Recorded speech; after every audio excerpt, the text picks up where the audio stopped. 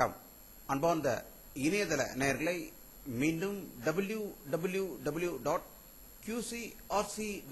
என்ற இணையதளத்திற்காக நியூஸ் செய்திருக்கையில் உங்களை சந்திப்பதில் பெருமகிழ்ச்சி அடைகிறோம். இன்று 30 அக்டோபர் 2009 முக்கிய செய்திகளை தற்போது பார்க்கலாம். இந்தியாவிலேயே முதல் முறையாக தீயணைப்பு மீட்பு படைக்கு நாய் படையை தமிழக முதல்வர் கருணாநிதி அவர்கள் இன்று தொடங்கி வைத்ததாக தலைமைச் செயலகத்திலிருந்து தகவல்கள் வெளிவந்து கொண்டிருக்கிறது.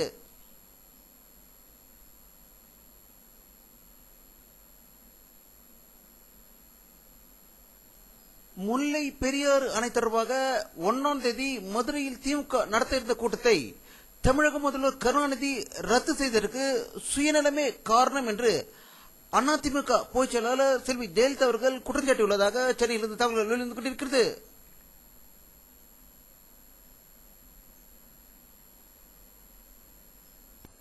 திருச்செந்தூர் இடைத்தேர்தல் அடுத்த ஆண்டு ஜனவரி 30ஆம் தேதிக்குள் நடத்தப்படும் என்று அதற்கான ஏற்பாடுகள் தொடங்கிவிட்டது என்றும் தேர்தல் அதிகாரி நரேஷ் குப்தா தகவல் வெளியிட்டுள்ளதாக சென்னையிலிருந்து தகவல்கள் வெளிவந்து கொண்டிருக்கிறது.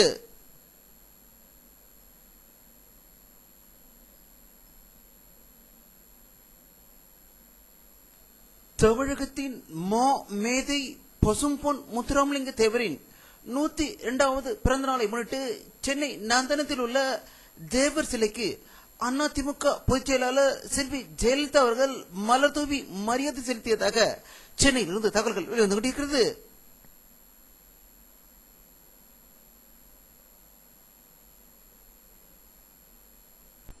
மதுரை முன்னாள் எம்பியும் மார்க்சிஸ்ட் கம்யூனிஸ்ட் கட்சியை சேர்ந்த மோகன் அவர்கள் இன்று சென்னையில் உயிர் இழந்தாகும். அவருக்கு தமிழக முதல்வர் மு கருணாநிதி அவர்கள் மலர்வளையம் வைத்து அஞ்சலி செலுத்தியதாக சென்னையில் தகவல்கள் வெளிவந்து கொண்டிருக்கிறது.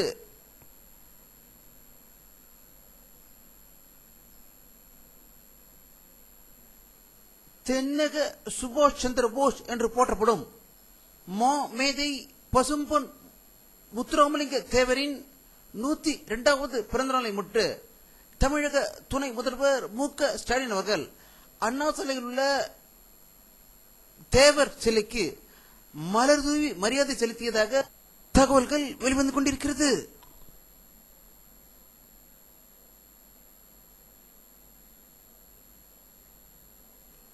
மத்திய தொலைத்தொடர்பு அமைச்சர் ராஜா அவர்கள் டெல்லியில் வெளியிட்டுள்ள ஒரு செய்தி அறிக்கையில் பாரதிய ஜனதா கட்சி ஆட்சியில் 1.6 லட்சம் கோடி டெலிகாம் ஊழல் நடந்ததாகும்.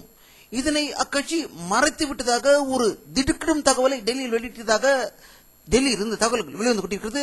இதை பற்றி நம்முடைய அரசியல் வல்லுநர் கருத்து கேட்ட போது தான் செய்த 60 லட்சம் கோடியை விட 1.6 லட்சம் கோடி ஊழல் செய்தவர்களை ஏன் தண்டிக்கவில்லை என்று அமைச்சர் கேட்கிறாரோ என்று வல்லுநர்கள் கருத்து வெளியிட்டிருக்கிறார்கள்.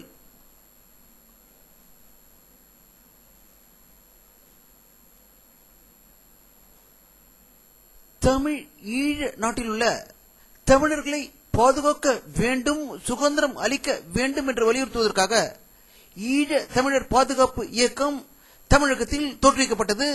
இது தமிழகம் முழுவதும் விழிப்புணர்வு பிரச்சாரத்தை கடந்த 3 நாட்கள் முன்பு தொடங்கி வைத்தது. இதனுடைய இறுதி கூட்டம் திருச்சியில் நடந்தாகும்.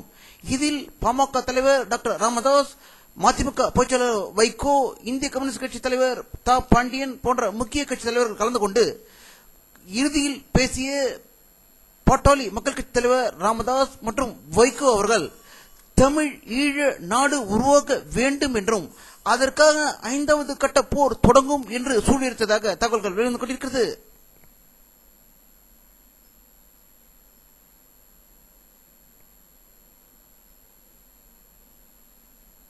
குஜராத் முதல்வர் நரேந்திர மோடி அவர்களுக்கு பன்றிக்காய்ச்சல் பாதிக்கப்பட்டு தனி அறையில் சிகிச்சை அளிக்கப்பட்டு வருவதாகவும், நேற்று அவர் ஒரு கூட்டத்தில் கலந்து கொண்ட போது தொண்டை வலி, இருமல் இருந்தபோது உடனடியாக வேறொரு பெயரில் இரத்த பரிசோதனை செய்ததாகவும், அதில் அவருக்கு பன்றிக்காய்ச்சல் உறுதி செய்யப்பட்டதாகவும் பிறகு சிகிச்சை அளிக்கப்பட்டு வருவதாக அகமதாபாத்திலிருந்து தகவல்கள் வெளிவந்து கொண்டிருக்கிறது.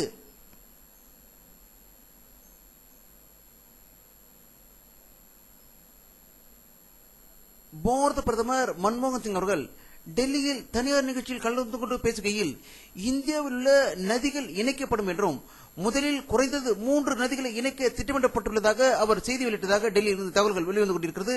இதை பற்றி நம்முடைய அரசியல் வல்லுநர் கருத்து கேட்டபோது காங்கிரஸ் கட்சி பொதுச் செயலாளர் ராகுல் காந்தி நதிகளை இணைப்பது இயற்கைக்கு மாறானது என்று கூறினார். அதற்கு அவருடைய எடுபடிகள் ஆம் இயற்கைக்கு மாறானது என்று சில தமிழக அமைச்சர்களும் மத்திய அமைச்சர்களும் கூறினார்கள். ஆனால் பாரத பிரதமர் மன்மோகன் சிங் அவர்கள் உறுதியாக இந்திய நதிகள் இணைக்கப்படும் என்று கூறியிருப்பது பாராட்டுக்குரியது, படித்தவர் பேசும் பேச்சு என்று அரசியல் வல்லுநர்கள் வாழ்த்து தெரிவித்திருக்கிறார்கள்.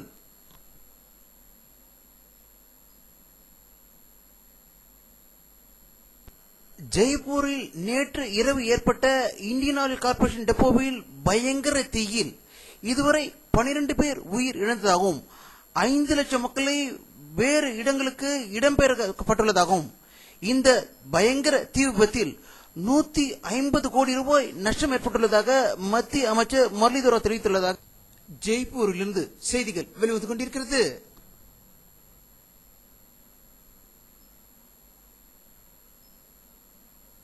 இந்திய ராணுவ உயர் அதிகாரிகளின் குழு ஒன்று இலங்கை நாட்டிற்கு சென்று தமிழர்களை கொன்று குவித்த ராஜபக்சேவின் தம்பி கோத்தபாய் ராஜபக்சேவை சந்தித்து பேசியதாக கொழும்பிலிருந்து தகவல்கள் வெளிவந்து கொண்டிருக்கிறது. இதை பற்றி நம்முடைய அரசியல் வல்லுநர் கருத்து கேட்டபோது 20,000 தமிழர்களை கொன்று குவித்த இந்திய ராணுவத்தினர் மீண்டும் அங்குள்ள தமிழர்களை ஒட்டுமொத்தமாக கொள்வதற்கு திட்டம் தீட்டுகிறார்களோ என்று அச்சம் வேண்டுகிறது என்று அவர்கள் கருத்து வெளியிட்டிருக்கிறார்கள்.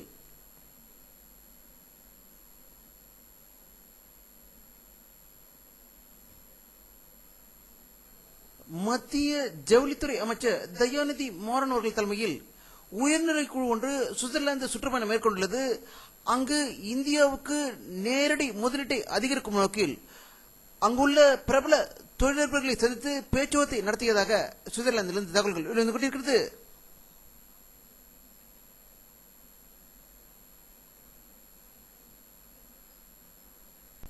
பாகிஸ்தான் சுற்றுப்பயணம் மேற்கொண்டுள்ள அமெரிக்க வெளியுறவுத்துறை அமைச்சர் ஹிலரி கிளின்டன் அவர்கள் வெளியிட்டுள்ள ஒரு செய்தி இருக்கையில் அல்-கொய்தா தீவிரவாதிகளை அழிக்க பாகிஸ்தான் அரசு தவறிவிட்டதாக அவர் செய்தி வெளியிட்டதாக இஸ்லாமாபாத்திலிருந்து தகவல்கள் வெளிவந்து கொண்டிருக்கிறது.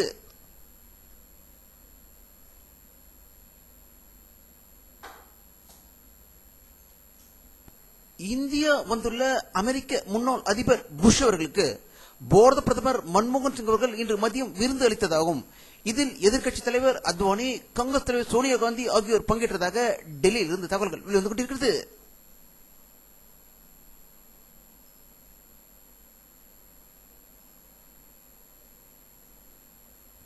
அமெரிக்க அதிபர் ஒபாமா அவர்களுடைய நிர்வாகத்தில் இந்தியர்கள் பலர் இடம் அளித்திருந்தாலும் இப்போது வர்த்தகத்துறை உதவி மந்திரியாக சுரேஷ்குமார் என்ற இந்தியரை நியமித்துள்ளதாகவும் இவர் முன்பு தூர்தர்ஷன் டிவியில் செய்தி வாசிப்பாளராக இருந்தவர் என்பது குறிப்பிடத்தக்கது.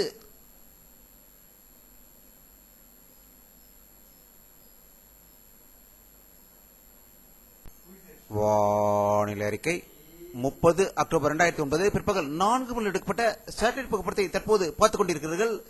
தமிழகத்தில் இருந்த மேகமூட்டங்கள் அனைத்தும் குறைந்து கலைந்து விட்டதை இந்த படத்தில் காணலாம். மழை பெய்வதற்கான வாய்ப்புகள் கம்மியே என்றும் இன்று தமிழகத்தில் வெயிலின் தாக்கம் அதிகமாக இருந்தாகவே தகவல்கள் வெளிவந்து கொண்டிருக்கிறது.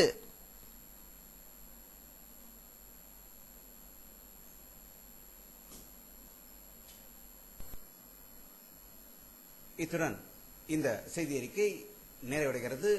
மீண்டும் நியூஸ் தமிழ் செய்தி அறிக்கையில் உங்களை சந்திக்கும் வரை உங்களிடமிருந்து விடைபெறுவது உங்கள் கே பாலாஜி. நன்றி.